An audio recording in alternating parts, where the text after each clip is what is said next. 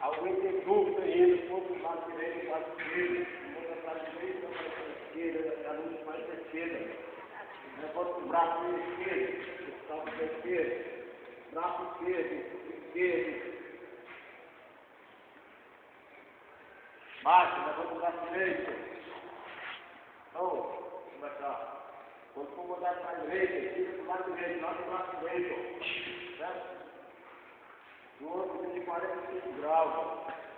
Levanta o tornozelo, vem passando o tornozelo. Levanta, ó, tá aqui na função sentido, né? Você tem que aprender esse ponto. Aqui, ó. Pega as mãos, palmada, colar na coxa. Certo? Use o nome direito para cá. Aqui, ó. Perna pega aberta.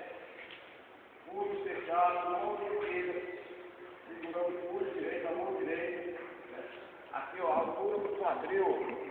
Aqui, a altura do peito. Entendido?